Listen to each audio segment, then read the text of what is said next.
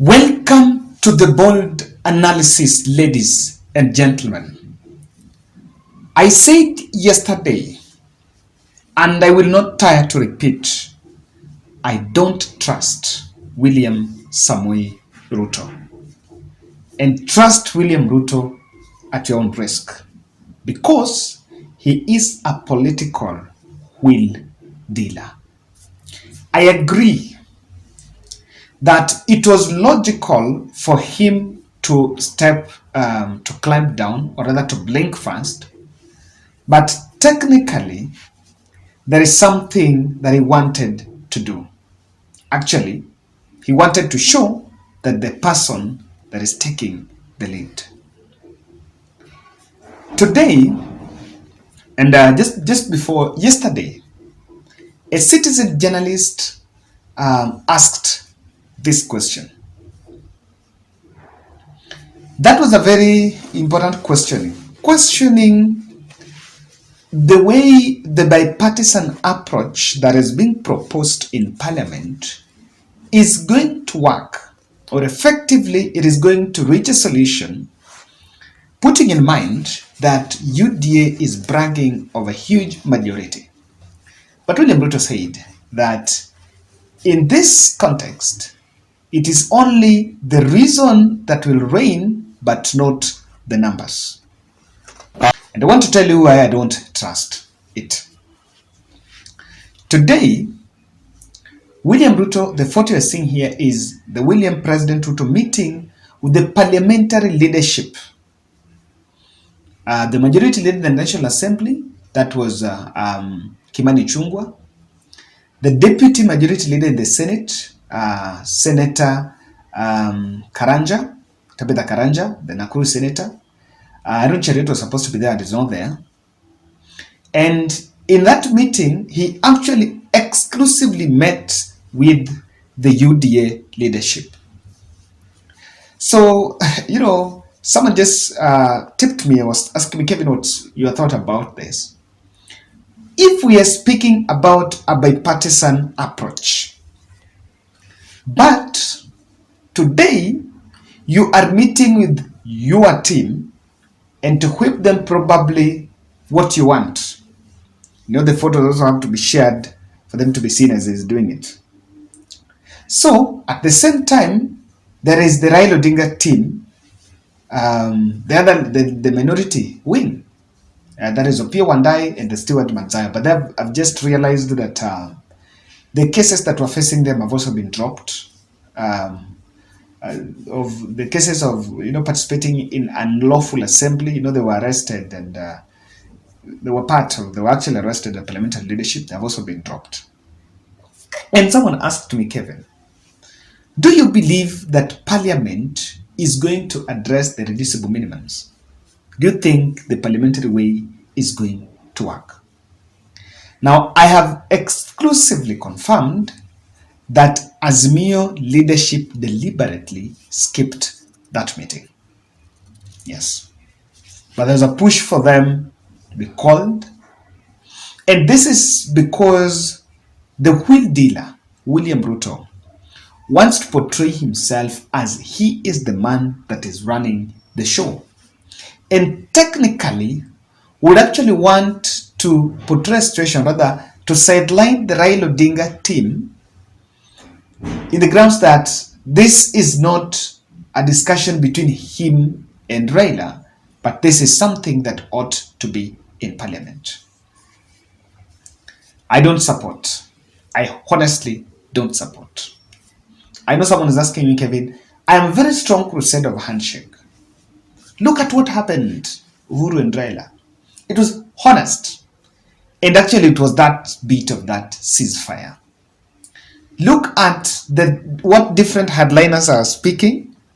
People are still trivializing the fact that Raila decided to climb down even after William Ruto blinked first. Even though it didn't happen by coincidence, I can tell you that in real sense, these people were talking before. Probably we'll have to look at that. So a move, and the Azimio wing skipped the meeting because Ruto would one, to handle it alone. Number two, there's a new team are still watching on the progress, because this is it. I want to tell you why I am a bit skeptical about the parliamentary way. Before we delve into more points on this, I want to humbly request you to subscribe to our channel, click the notification bell and like our video. Thank you very much for your support from every part of the world where you are following us. We make our political podcasts interesting enough for you. And I also want to say a very special shout out to Nick Malemba. Yes. Yeah, special shout out to you, brother. I received your tea. Yes, and it was also towards supporting another gentleman, member of this channel, Asanteni sana. There is that which can be canvassed in the National Assembly, in the floor of the House.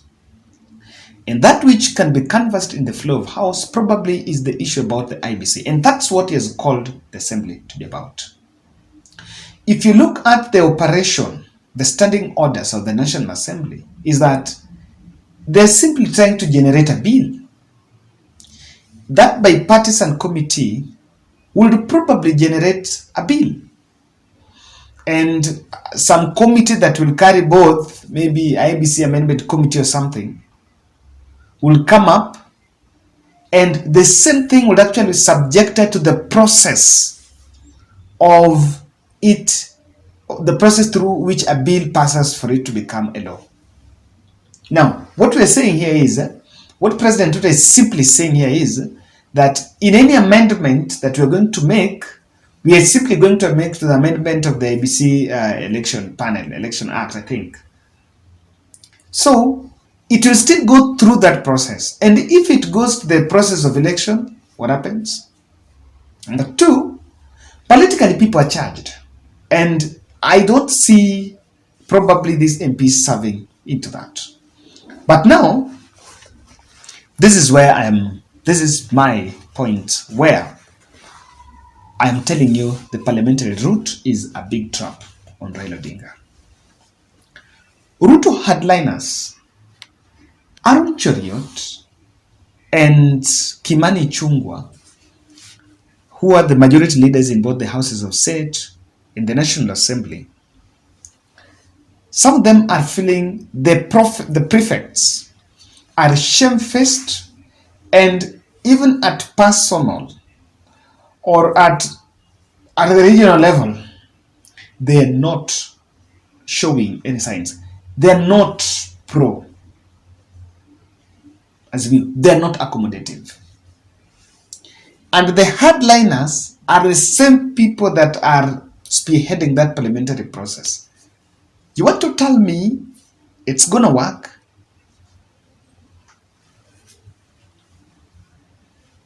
These are people, and there are some leaders that I want to say, they cannot manage crisis. They cannot manage crisis. Anything, they'll be throwing it in Twitter. They'll be going to Sunday and attacking, saying everything. They'll force their way to TV interviews to make sure they attack people. And these are the people that, if we wanted a bipartisan approach, let's go the BBI way, tusidanganyane.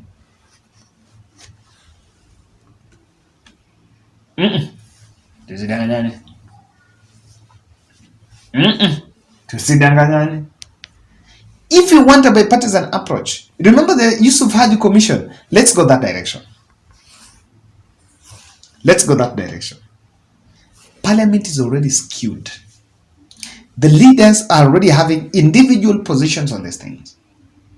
It's a situation where Raila picks 5, Ruto picks 5. We go that direction. Number 2, the reason why that is also very important here is outside Parliament, you can address all the other things. Outside Parliament, you can address the cost of living question there and say, what do you think needs to be done? A recommendation is there. Outside Parliament will just go there to approve for it to be entrenched for the legal aspect, for it to be entrenched, the way the BBI Commission Steering Committee was formed. Outside Parliament, we can speak about the questions of server in the context of election reforms. But in Parliament, no. And I'm glad that even Raila Odinga team are seeing it. It's not. For me, it's not going to harbor influence. Number 2, President William Ruto, I'm telling you, he's a wheel dealer, will still want to micromanage the process. In fact, he will infiltrate. Take that to bank and borrow a loan. You will repay after 2 years. He will micromanage. He will micromanage that process within that place. With the steering committee, with outside Parliament, you have a possibility of picking your most trusted people there. Parliament cannot influence policy. They're not. One of the reasons why young people went to the demonstrations is to coerce government to lean. It's for the leaning. Parliament cannot coerce government to lean. A committee will collect views and get a position people can get. If it gets a constitutional process, well and good. There are some things there that we really want to talk about. 3, the political gimmicks will be at play. And I will not be shocked if Ruto makes his way by the whole dialogue team and throw Raila under the bus. I don't know. I don't know what's your thoughts. I remain in my position. Parliament is X.